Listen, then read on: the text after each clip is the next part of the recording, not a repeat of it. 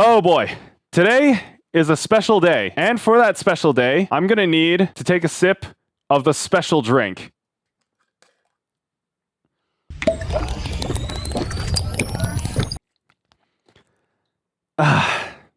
That's a good special drink. But why is it a special day that warrants taking a sip of the special drink? We have a lot to talk about. So, for those who don't recognize what this is the Covert Companion by Covert Instruments. Perhaps one of the most controversial toolkits in all of Locksport, but I would also argue that the whole reason it's controversial is because it's also one of the most misunderstood toolkits in all of Locksport. The thing you should understand before you even think about purchasing a Covert Companion is what it is and what it is not. This is not a lockpicking kit for Locksport. For that purpose, if you want to stick with Covert Instruments because you're a big fan of Lockpicking Lawyer or McNally Official, which you probably are if you're considering buying Covert Instruments tools, you've got the Genesis set, the Echelon set, and the Reaper set.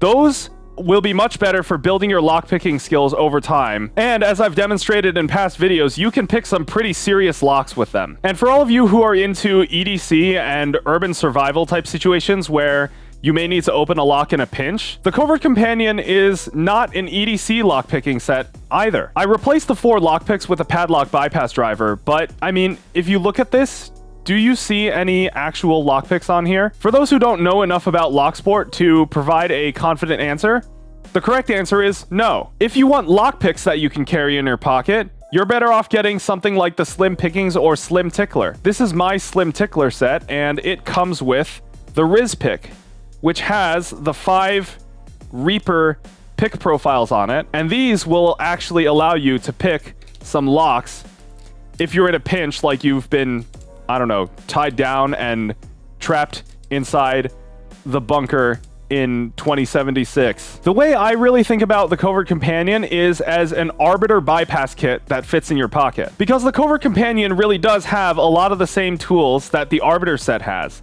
It's got a bypass knife right here, which you use to do the knife tool bypass on padlocks with unshielded keyways. The Padlock bypass driver expansion is pretty cheap on Covert Instruments' website, and I'd argue necessary if you're going to be carrying a Covert Companion in your pocket like this. There's a notch decoder, which the Arbiter set also has. We got a Traveler hook, and then the remaining tools on the Covert Companion can be found in their full-size flat pack form in the Misfit Toys set. We have 5 warded lockpicks on this thing, as well as 4 comb picks, 4-tooth, 5-tooth, 6-tooth, and 6-tooth thin, and 3 jiggler keys. So basically, if you want to know what the Covert Companion is, imagine a tradecraft case full of bypass tools like this that fits inside the palm of your hand. It's an EDC tool that you can use in a pinch where locks need to be opened. And a lot of people in the Locksport community like to dismiss the Covert Companion and Covert Instruments tools as a whole as like this sort of mall ninja gimmick where you want to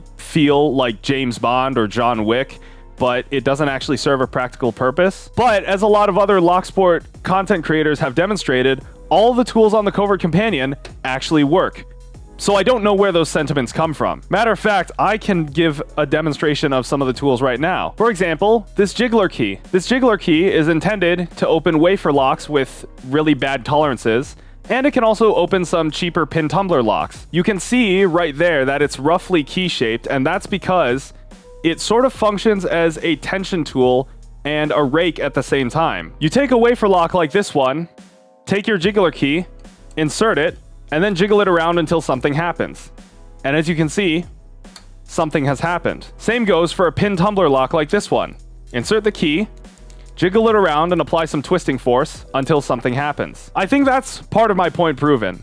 The jiggler key absolutely demolishes wafer locks. What about this Padlock bypass driver? Yes, for some locks, the driver bypass attack does not work because the core and the actuator are separated in a way that the driver cannot access. And even some American locks have thin security wafers installed in them, which prevent you from slipping the bypass driver between the core and the actuator. But you would be surprised at the number of American locks that can be bypassed in this fashion.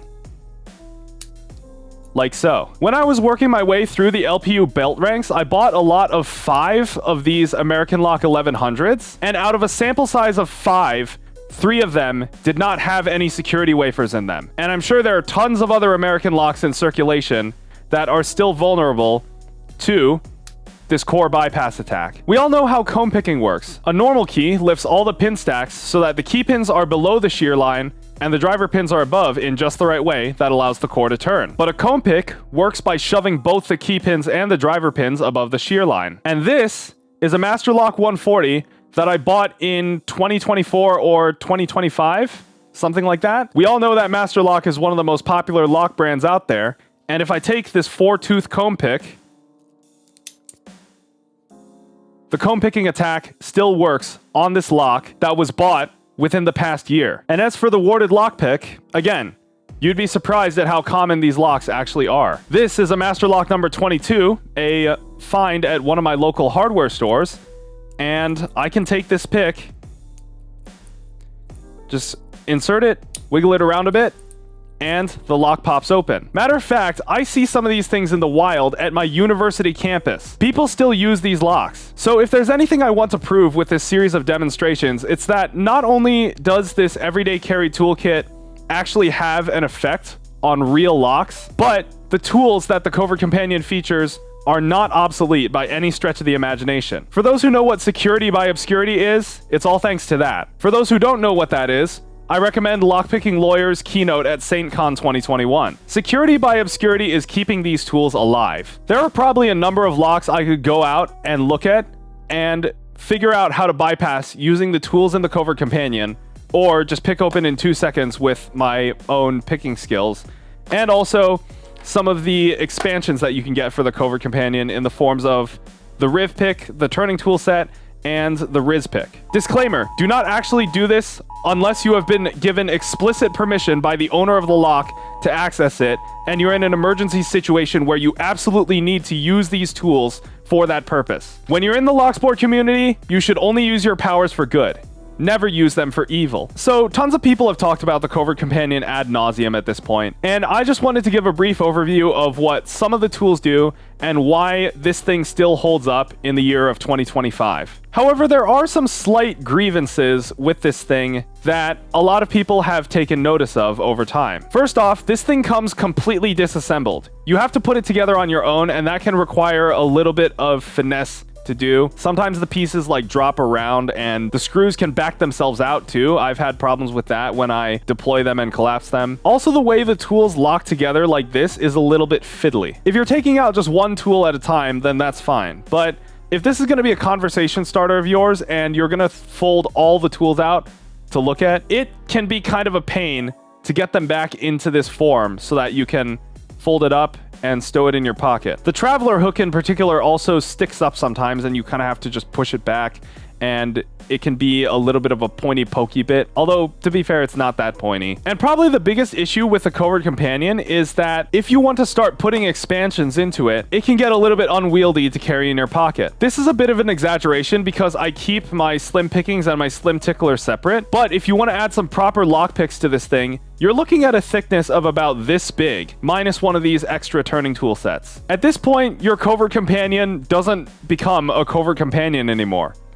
It becomes an overt companion. But the design team at Covert Instruments saw a lot of these problems and decided over the course of the years that the Covert Companion spent existing that they were going to fix this. Enter the Covert Companion Pro. And the first thing I will note is that the box that this thing comes in is quite luxurious. Mine got crushed up a little bit, but I would blame the United States Postal Service for that, not Covert Instruments. You grab this little ribbon, pull the inside of the box out, and there's the tool. Right away, one of the things you'll notice is that this thing is dense, but not in the sense that it's overly heavy. I can still carry this thing in my pocket no problem, and it comes with a clip to facilitate that. This allows it to sit in my pocket, clipped in, without flopping around all over the place. The original Covert Companion did not have that. The Covert Companion Pro also comes fully assembled, but it is also fully disassemblable if, for some reason or another, you wish to modify it. It does take away some of the modularity that you get with the original Covert Companion, and it's a little more expensive than a fully loaded Covert Companion, so there are some concessions to be made there. But when you compare the would-be size of a fully loaded Covert Companion to the Covert Companion Pro, they're about the same thickness-wise this way. But when you turn it and look at it from this angle, it's night and day. So on the whole, it's also more compact than a fully loaded Covert Companion. It comes with many of the same tools as well. So we've got a utility flat, 4 of the warded picks. The hockey stick warded pick was removed, but I have never seen any reason to use that one. It comes with a knife tool, the 3 jiggler keys. The padlock bypass driver is included instead of being an expansion. The same 4 3-in-1 turners in the original Covert Companion turning tool expansion are included here, and they actually come in this tailor-made carriage with a slot in them that they fit in. This does also mean that the turners don't have that little slit in them that they use to fit into the locking tab, but I think it's a nice look. And functionally, whether the slit is there or not only makes a difference in storage. When you're actually picking locks with them, you're not going to notice a thing. On this side, we have the dimple rake, which is also included instead of being an expansion, the traveler hook, the 4 comb picks, including the 6-tooth comb in 16 thou, and finally, the centerpiece of the Covert Companion Pro, the folding utility pick, or the FU pick if you want to call it that. A little bit of a fun fact for some Covert Instruments lore that you may not know, the folding utility pick is actually the name that lockpicking lawyer originally wanted to give to the Riv pick, but he knew that it would be bad for search engine optimization to have a tool called the FU pick on covertinstruments.com. However, Covert Instruments is in a much better place than when it was initially starting out. They've been making more revenue and have access to more resources, and I guess with those resources, they can get a little bit bolder. So we now have the FU pick. The Riv pick uses a lot of friction to hold the tool in place and keep it straight. And while this does work for most general purposes, sometimes if you're really cranking down on stuff, like when you're raking, the tool will bend along its joint like this and it can be kind of annoying. You can use low strength thread locker to fix it, but that's only kind of a band-aid fix, and sometimes you may need to reapply it to tighten the joint up again.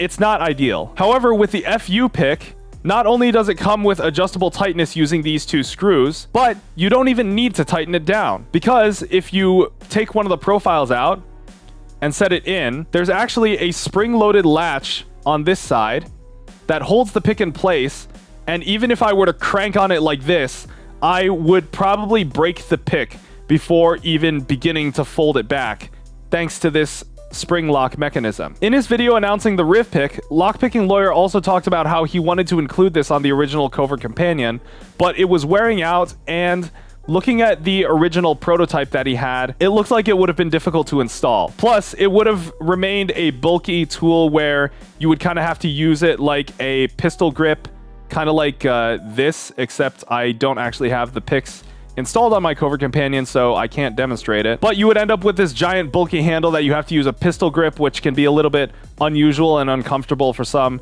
who are more used to a traditional lockpick. And the FU pick shares some of the same intelligent design as the original Riv pick. As you can see, if I take out this Genesis short hook, the pick shaft on the FU pick is actually slightly longer than that of the full-size flat pack pick, with the handle being a fair bit shorter, but in my testing, this has really made no difference. You can just kind of hold it like this if you really need to reach far back into like an 8-pin lock. And because I know there will inevitably be some haters who are going to be talking crap about Mall Ninja shit, and they don't believe that Covert Instruments tools from like one very specific manufacturer are going to be capable of anything.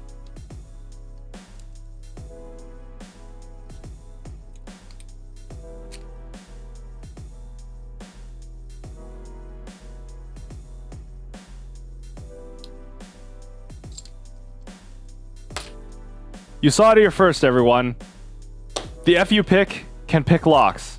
What a shocker, am I right? So the FU pick comes with 6 profiles, all in 20 thousandths of an inch. If you're familiar with Covert Instruments tools, then you probably recognize all 6 of these profiles. It comes with a quint rake, a quad rake, a short hook, a medium hook, a deep hook, and a gentle reach. These first 4 profiles you might recognize from the Genesis set.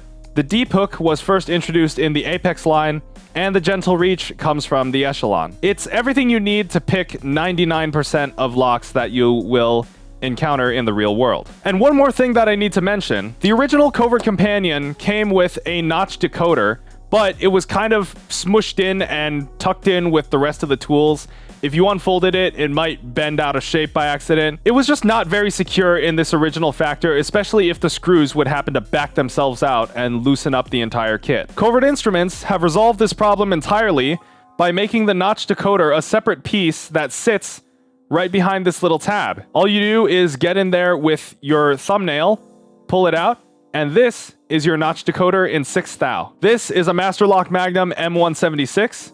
All you do is shove the notch decoder between the code wheel and the lock body like so. Make sure it gets in there at the right angle.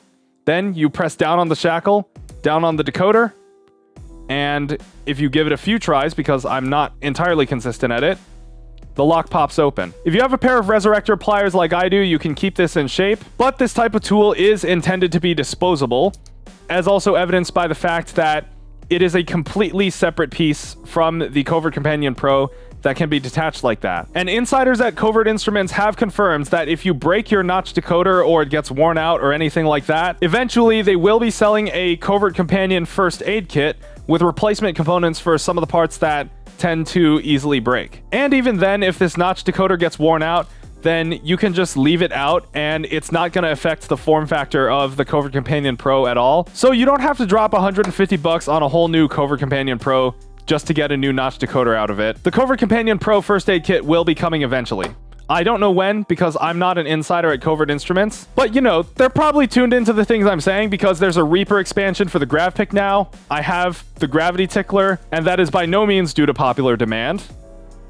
I don't know what you're talking about. I'm pretty confident that they'll have more in store for this thing. But overall, just the fit and finish and the way it's designed, some of the new innovations on the FU pick. This is my everyday carry lockpicking toolkit now. I used to carry a Covert Companion and a Slim Pickings with the Riz pick added to it for those 20 thou profiles. I broke it down into 2 separate pieces because this just results in a more compact package for the tools in the Covert Companion. And then for this one, I can just get my turning tool, get the Riv pick or Riz pick, and pick whatever lock is needed. But Covert Instruments have very effectively managed to smash this down into a much smaller package that, again, has a clip on it, so it doesn't flop around in your pocket all the time, and you're not going to lose the thing. And speaking of the clip, let's talk about some of the other things that are included with the Covert Companion Pro. Inside the box, you also get an Allen key, a bunch of spare screws, and 2 other pieces that you can use to replace the clip. Through this hole in the clip, there are 2 small screws that the Allen key fits perfectly inside. All you need to do is undo those. Then you can slide the clip out and replace it with one of these 2 pieces right here. This one is a key ring, so if you slide this in and tighten the screws back down,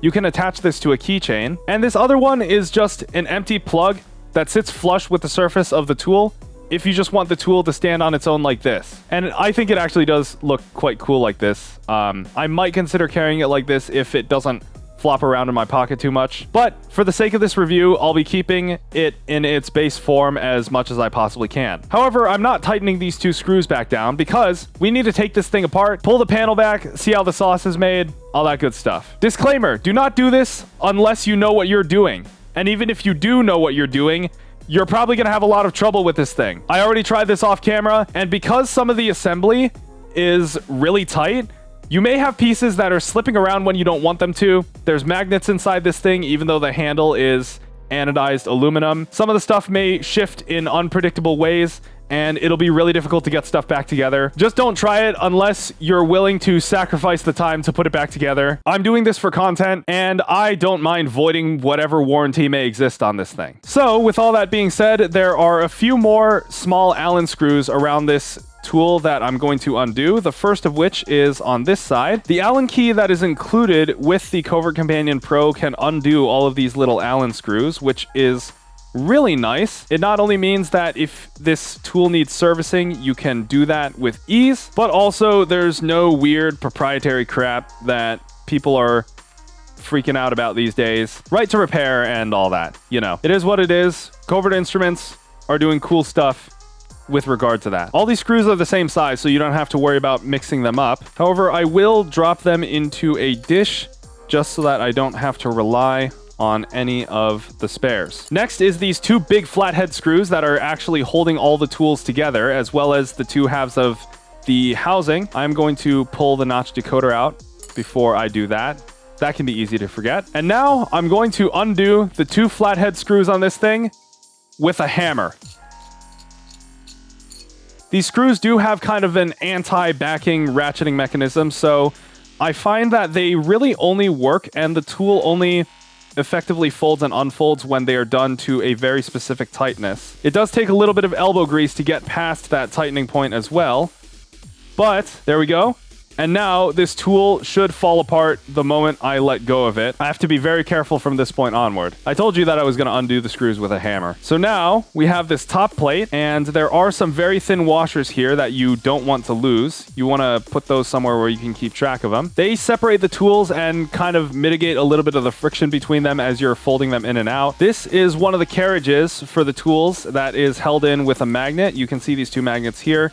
There's a little groove here where the notch decoder would slide in. The notch decoder is also held in with a ball bearing detent, which can be undone with the... Oh, it actually can't be undone with the included Allen key. But I don't want to risk losing that ball bearing or whatever spring is in there, so I'm going to leave it. That's the one thing that gets to stay in this disassembly. I can already feel the tools being a little unstable, so I'm going to take out this side of the tools now, including the little carriage that is used to deploy them. We got our padlock bypass driver out. There's a washer. We got another washer here. I don't know if these washers are actually thicker than each other. Nope, they appear to be the same thickness. That's fine. And here are all the tools with washers separating them. So we've got the double-sided jiggler. This is the single-sided jiggler. Another washer. This is the single-sided single hump. That is our bypass knife. We've got the double long warded, double short warded pick, and now I'm starting to lose the entire stack. This is the single long warded pick, the single short warded pick, and the utility shim. Then we have got the turning tool set on this side. This is the carriage that the turning tools are housed in. This is the holding tab that you use to get the turning tools out, and there's another washer on that. There's a lot of washers in this thing, so you kind of want to keep track of all that just in case one goes missing and it doesn't mitigate the friction between the tools or something like that. And I don't believe the screw post comes in segments nor comes out like it does in the original Covert Companion.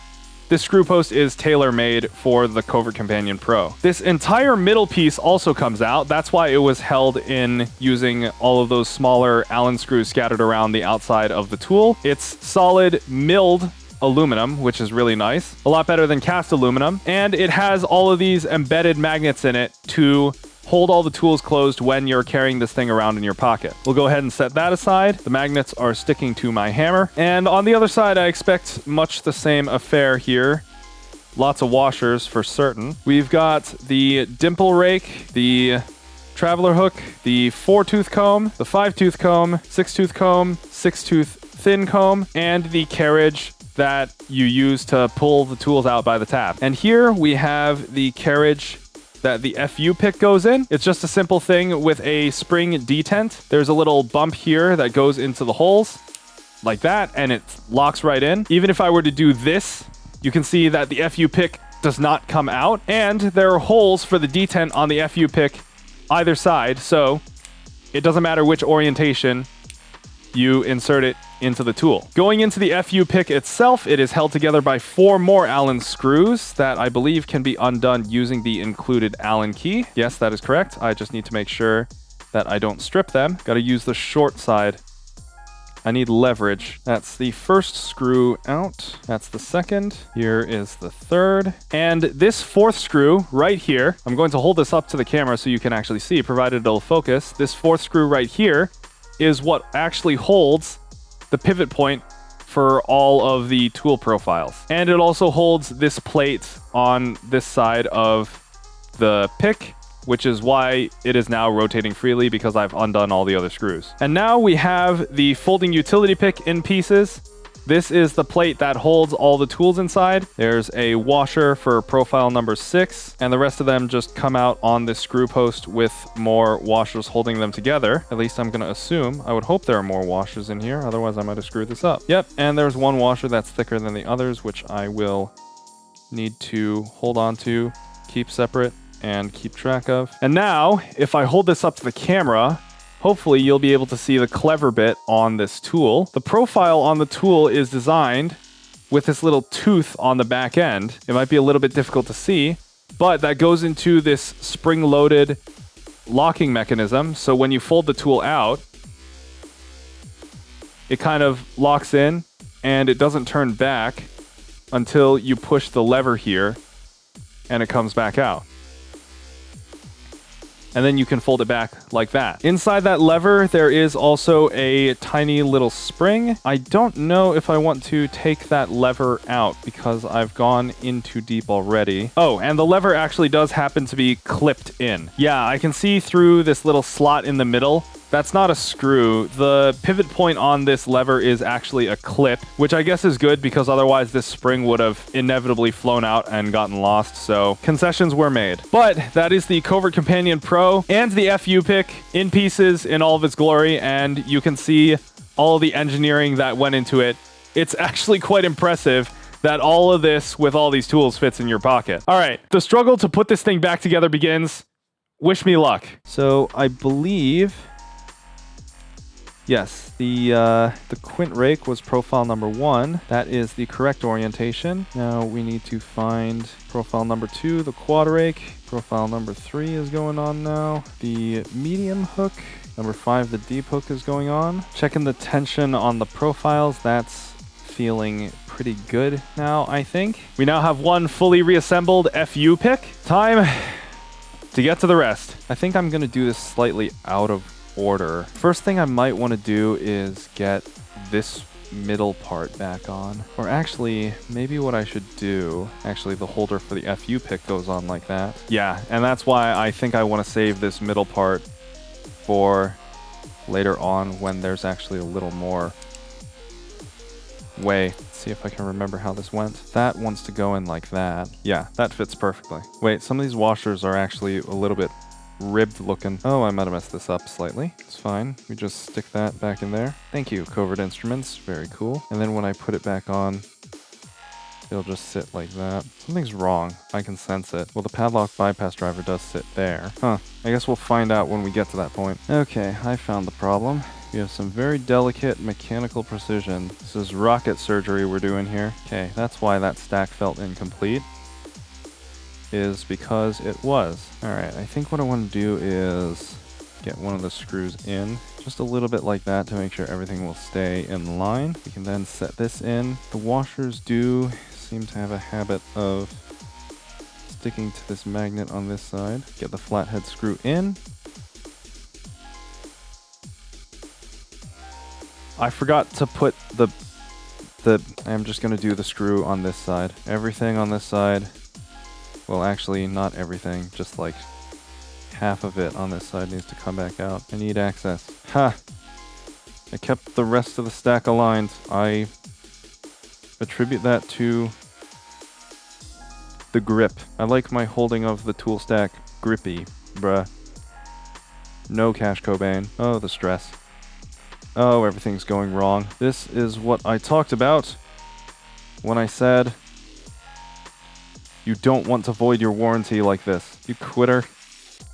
Why is everything sliding out of place now? That bypass driver is really making a difference, it looks like. Magnet on this side doesn't want to let it go. And I think now is the time that we tighten the screws down. Magnets are doing a good job. Side comes out like that. I don't know why the dimple rake decided to not come out. There we go. Now it's coming out. And now it's time to get the rest of these screws in. And now we can get these two screws back in after we've reinstalled the clip. Gonna make sure everything's cinched down one more time. My hammer can finally go back together, I think. Then we just go ahead and slide the notch decoder in like that. And with that, we have a fully reassembled Covert Companion Pro. So now comes the ultimate question. The Covert Companion Pro. Do you need it? Well, I think the answer to that question comes down to a different question. Do you have the knowledge and skills that it takes to open locks like these, or locks like these, or locks like this, or locks like these, or locks like these, or locks like these, or locks like these?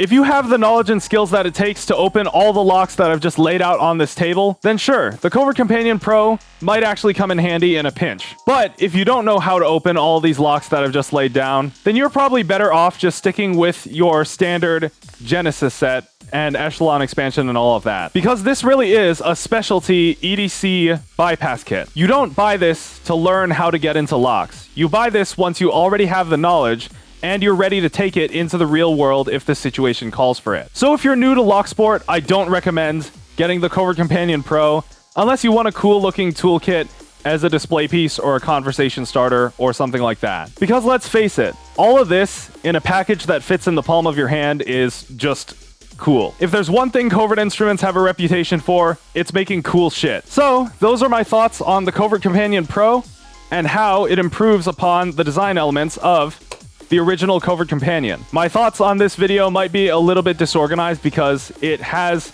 really been a while since I've done a video like this one, but I'm hoping to be fully back in the swing of things now. We'll have more cool content on the way. So for those of you who are tuning in for my channel, be ready for that. I have a lot of cool ideas in the future. But for those of you who came here for the Covert Companion Pro, what do you think? Let me know your thoughts if you've purchased one or are considering purchasing one. And for the record, I paid for this with entirely my own money using only a discount code that was given to me for completing the Enter the Door ARG/quiz. I am not partnered with Covert Instruments in any way, although I wish I was. If you've been watching the Locksport content on my channel for enough time, you would know that I'm just a really big fan of their stuff. So I think that'll be about it for this video on the Covert Companion and the Covert Companion Pro. Need me some more of that special drink. It's a bit warm today here in San Fran. Thanks for watching, everyone. I will talk to you all later.